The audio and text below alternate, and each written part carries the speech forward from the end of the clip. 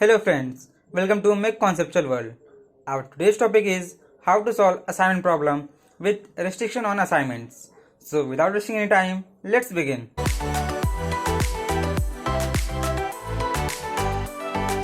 ये एक क्वेश्चन है विथ रिस्ट्रिक्शन ऑन असाइनमेंट जिसको हम यहाँ पे आज डिस्कस करेंगे. So 5 mechanics are available to work on 6 machines and respective cost in rupees for each mechanic machine combination is given. तो यहाँ पे कुछ मैकेनिक्स है और यहाँ पे कुछ नंबर ऑफ मशीन्स गिवन है.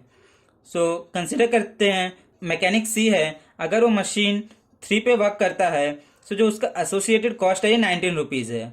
तो ऐसे ही डिफरेंट मैकेनिक मशीन कॉम्बिनेशन के कॉस्ट यहाँ पे टेबल में दिए हुए हैं.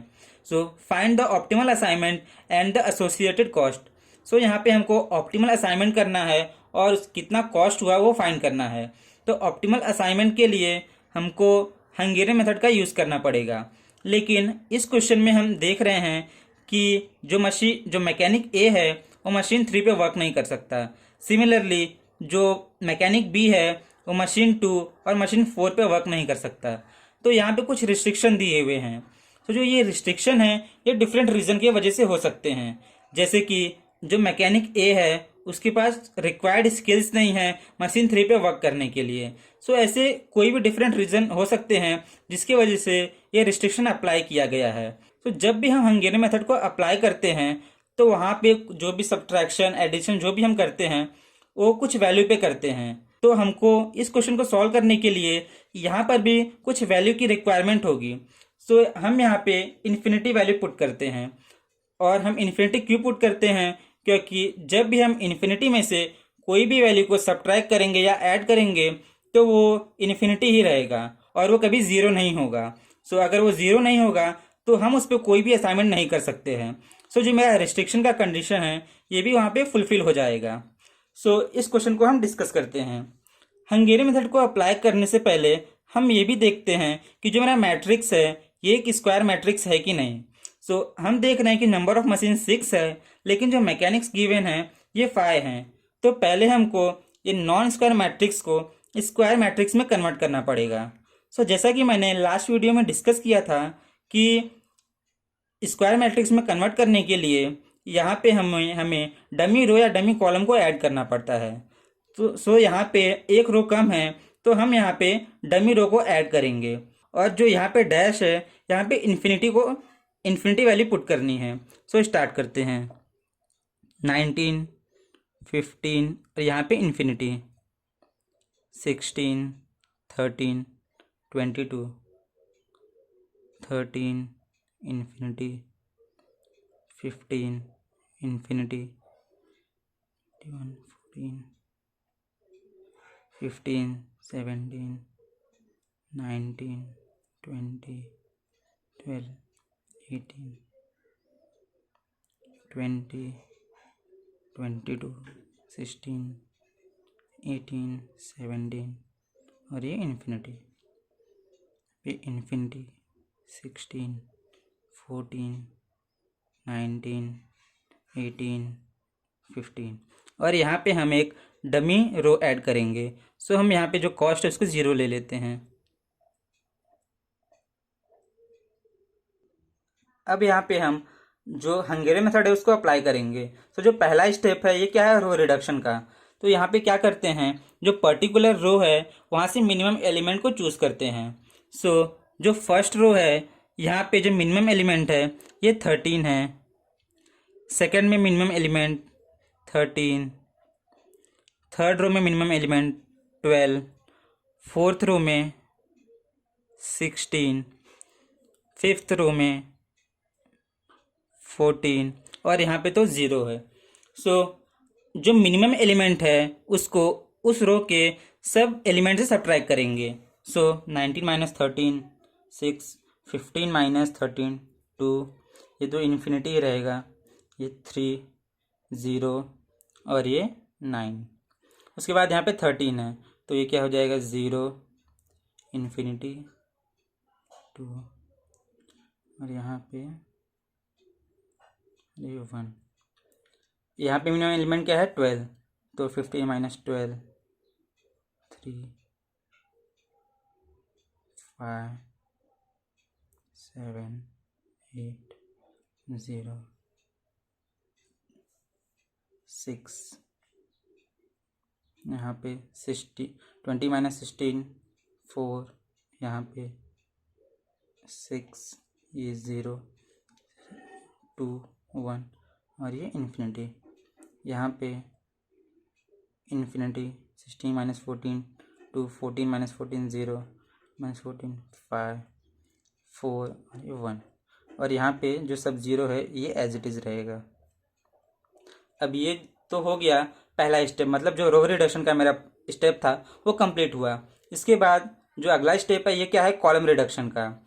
यहाँ पे हम पर्टिकुलर कॉलम को चेक करते हैं और अगर उसमें 0 प्रेजेंट है तो उस कॉलम को स्किप करते हैं, और अगर जिस कॉलम में 0 प्रेजेंट नहीं है वहाँ पे मिनिमम एलिमेंट को चूज़ करेंगे और उस मिनिमम एलिमेंट को उस कॉलम के सब एलिमेंट से सब्ट्रैक्ट करेंगे। सो ये क्या है मेरा कॉलम रिडक्शन का प्रोसेस। तो इसको स्टार्ट करते हैं। लेकिन हम यहाँ पे देख रहे हैं कि यहाँ पे जितने भी कॉलम हैं सब में एटलीस्ट 1 0 प्रेजेंट है। तो जो कॉलम रिडक्शन का प्रोसेस है उसको हम यहाँ पे स्किप कर सकते हैं। तो इसके बाद जो अगला स्टेप है उसको फॉलो करते हैं, ऑप्टिमल असाइनमेंट का। तो अब हम यहाँ पे असाइनमेंट का प्रोसेस स्टार्ट करेंगे। तो जो फर्स्ट रो है यहाँ पे 1 0 प्रेजेंट है, तो मैं इसको असाइन करता हूँ और इस कॉलम में जितने भी 0 हैं उसको कैंसिल कर देंगे। तो ये 0 को मैं कैंसिल किया। इसके बाद सेकेंड रो में ये 0 प्रेजेंट है, इसको मैं असाइन किया और इस कॉलम में जितने 0 प्रेजेंट है उसको कैंसिल किया। उसके बाद थर्ड रो का 0 क्रॉस हो चुका है। फोर्थ रो में ये एक 0 प्रेजेंट है, इसको मैं असाइन किया और इसके कॉलम के 0 को क्रॉस कर दिया। इसके बाद फिफ्थ रो का हो चुका। उसके बाद सिक्स रो में 3 0 प्रेजेंट है, तो इसलिए हम इस रो को स्किप करेंगे। अब इसके बाद कॉलम का प्रोसेस स्टार्ट करते हैं। तो जो फर्स्ट कॉलम है यहाँ पे जो 0 प्रेजेंट है वो तो या तो असाइन हो चुके हैं या तो मार्क हो चुके हैं।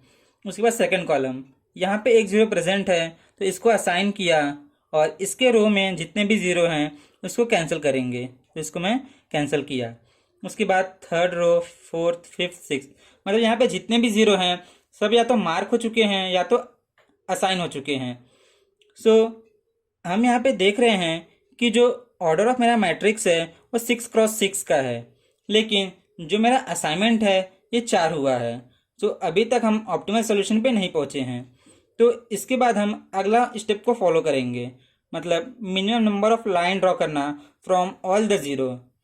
सो इसके लिए जो स्टेप्स है उसमें क्या करते हैं, जो भी मेरा अनअसाइंड रो है, ये जैसे कि अनअसाइंड रो है तो इसको मैं टिक मार्क किया, और जो मेरा फिफ्थ रो है ये भी अनअसाइंड है, मतलब यहाँ पे कोई असाइनमेंट नहीं किया गया है, तो इसको भी मैं टिक मार्क किया।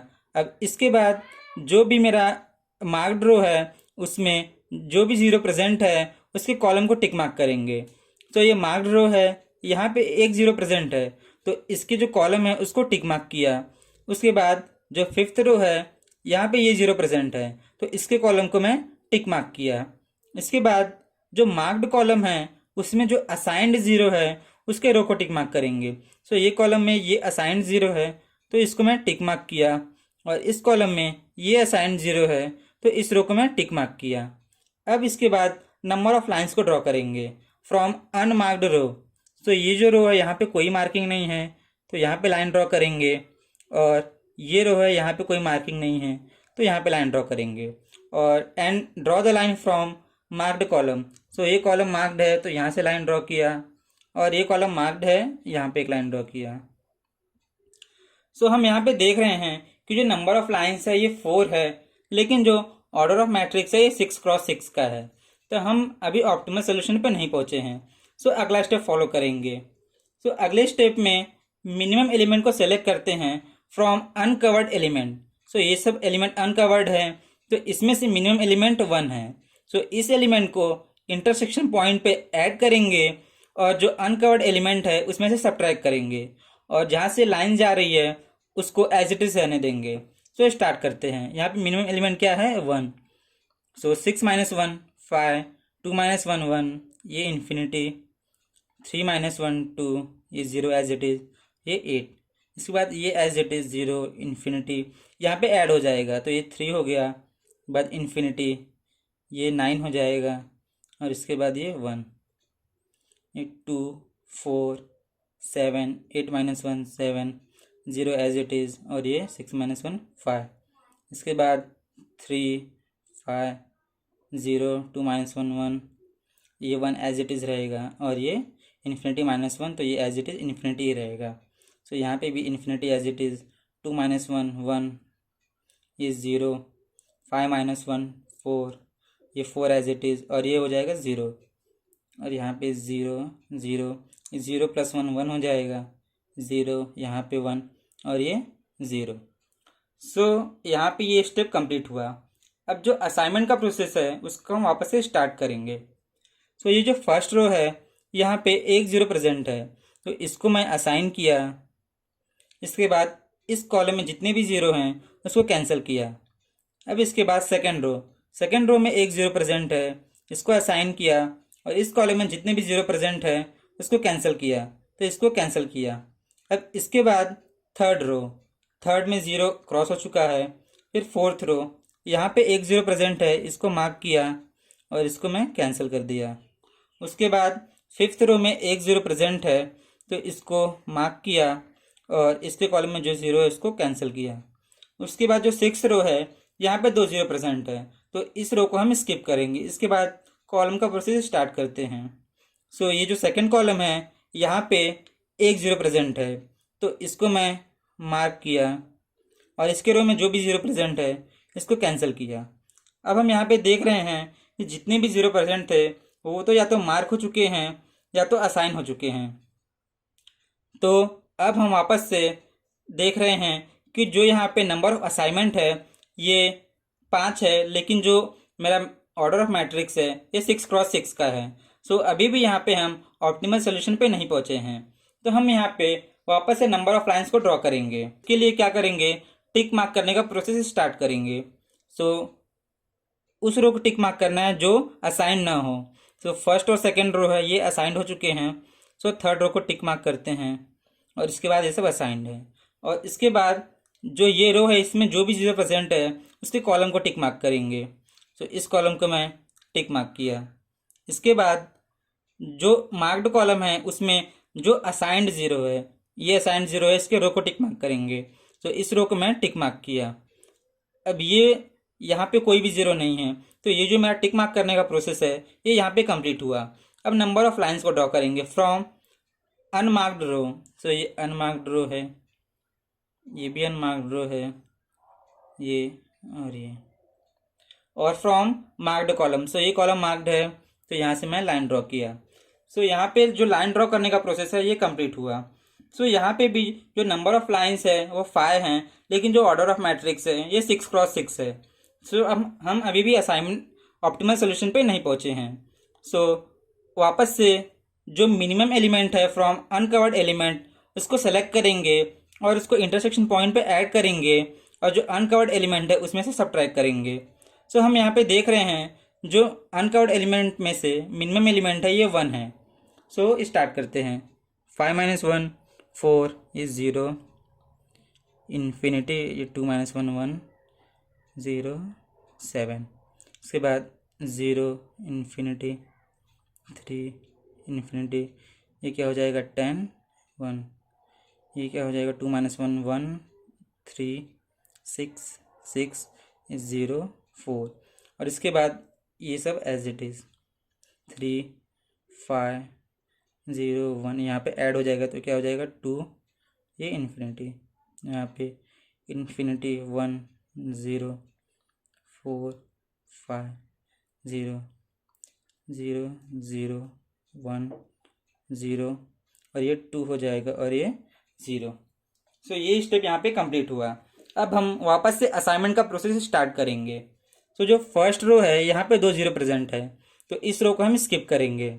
उसके बाद सेकंड रो, यहाँ पे 1 0 प्रेजेंट है, तो इसको मैं मार्क किया और इस कॉलम में जो भी 0 है इसको कैंसिल करना है।